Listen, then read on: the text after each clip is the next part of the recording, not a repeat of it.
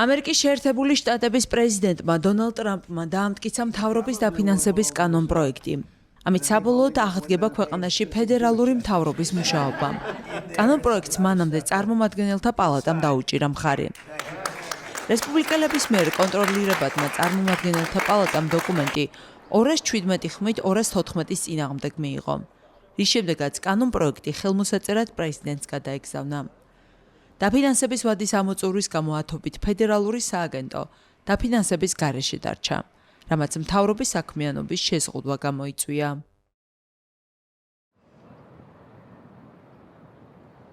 კარგი, დიდი მადლობა. ეს ძალიან მნიშვნელოვანი დღეა. ასეთი მნიშვნელოვანი დღეები ხშირად გვაქვს, თუმცა ეს განსაკუთრებულია. მოხარული ვარ, რომ ხელს ვაწერ კონსოლიდირებულ საბიუჯეტო კანონს, რომელიც დაუყოვნებლივ აღადგენს ფედერალური მთავრობის მუშაობას და მიმდინარე ფისკალური წლის ბოლომდე დააფინანსებს მთავრობის უმეტეს საქმიანობას.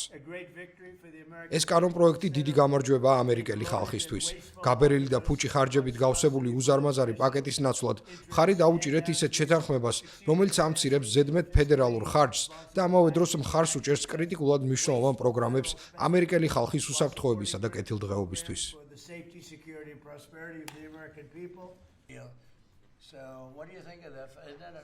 ეს ძალიან მნიშვნელოვანი ნაბიჯია, ბატონო პრეზიდენტო. მადლობას გიხდით, რომ ამ ყველაფერს ხელმძღვანელობდით და რომ ეს პროცესი ბოლომდე მივიყვანით. დიდი ხანია გვინდოდა საბიუჯეტო პროცესში ჩვეულებრივ წესრიგს დაუბრუნებოდით. დღეს აქ იმ ადამიანებთან ერთად გახართ, რომლებიც ამ საქმეში ყველაზე გამოცდილები არიან. ჩვენ დაუბრუნდით ძველ წესს, საბიუჯეტო კანონ პროექტს, რომელიც ახლა თქვენს მაგიდაზეა.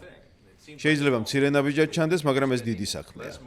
წლიდან წლამდე ნაკლებ ფულს ვხარჯავთ. ეს ქვეყნისთვის კარგია. ამერიკა დაბრუნდა.